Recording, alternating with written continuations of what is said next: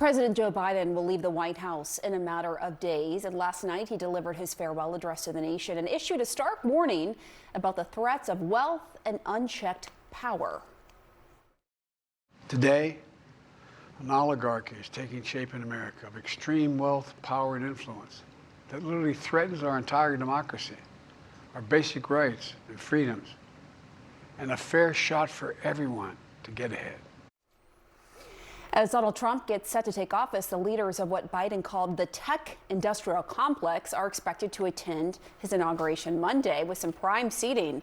The heads of X, Meta, Amazon, TikTok, Google, and OpenAI are all set to be there, and they'll reportedly have seating right near Trump's cabinet nominees and incoming administration.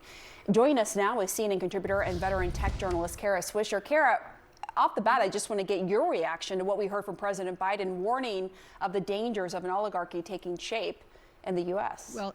Well, he's actually referring to Dwight Eisenhower's speech, the military-industrial complex. It had very similar resonances. It's a similar phrase, and if you should go back and watch that because that's something to deal with because he was a general himself. And so I thought it was a very strong speech. I don't know if anyone's paying attention to it right now, but historically, it's the correct thing to have done. I thought he was quite articulate about it, and he was giving the warning. Now, again, nobody's paying attention to him.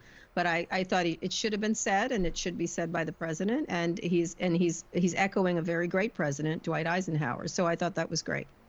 So we know Elon Musk has a close relationship with Donald Trump, but we're now seeing these other tech bosses trying to cozy up to the president-elect. The leaders of Google, Meta, Amazon, Tesla, OpenAI will all be at the inauguration. Some have donated to his inauguration. And the New York Times reports that Mark Zuckerberg is even hosting an inauguration party. He is. What does it signal to you that these tech leaders are playing such a big role in Trump's inauguration?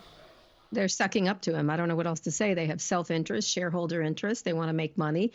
Many of them don't like him, and I've heard from them, but they don't care. They're sitting there. In Musk's case, actually, he was kind of rejected by Biden for that EV summit, which is probably the greatest error Biden made in terms of getting him mad enough to head over to Trump, because Musk wasn't particularly political before that. He got very angry about the lack of invitation to an EV summit. That said, that's water under the bridge. They all are either they like him or they want to suck up to him, or they feel that there's self-interest here, and that's what they're doing. A lot of them are doing it, just ignoring how they actually feel in order to do that. Interestingly, Uber is also there, by the way. Interestingly, Satya Nadella, who did meet with President Trump, and Elon showed up like he always does. He's like the guest that never leaves.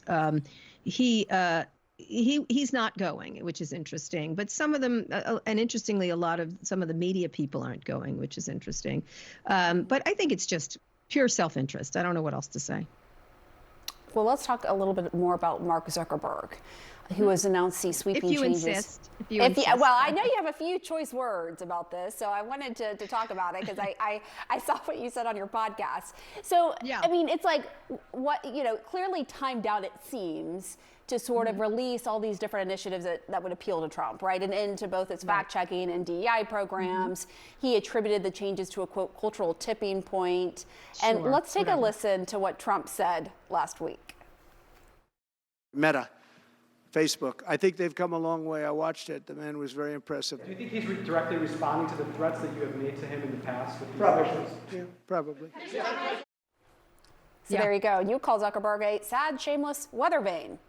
Yes, he is, indeed. Meaning, if Kamala Harris was president, he'd be asking us to call him they, them, and celebrating and getting a Swiftie tattoo. I don't know what he would have done. He goes wherever the power is, and that's the way Mark Zuckerberg behaves throughout his career. Again, naked self-interest is what is on his agenda. At the same time, he doesn't want to pay for what it takes, the cost it takes to do actually good moderation. So he makes all kinds of excuses. Fact checkers don't work. AI doesn't work, et cetera, et cetera. And so this is what he does. He's been like this the whole time. I'm not even slightly surprised. And in 4 years, if a Democratic wins, he'll be kissing up to them. And that's what he does for a living. All right, so let's move on to Elon Musk. It seems like no one, as you pointed out, he's just the perennial guest, right? No one seems closer to Trump right now than he is. Take a listen to what Steve Bannon said about the Tesla billionaire. Look, when you write $250 million worth of checks, when you're that involved, when you have actually backed a ground game, you're going to have a seat at the table. I've always argued it can't be at the head of the table, and that table shouldn't be the cabinet room in the West Wing. There's power and there's influence. What's shocking to me is he doesn't have much power. Yeah. Is he right? Well, I hate to agree with Steve Bannon. Believe me, it happens once every millennium, but he's correct. I think I think Steve Bannon wants to be relevant, and that's why he's doing this. And he, of course, has been shoved out by Elon Musk. And Elon Musk has the money that Steve Bannon doesn't have. Steve Bannon certainly had influence and then got zeroed out and then was back again, whatever.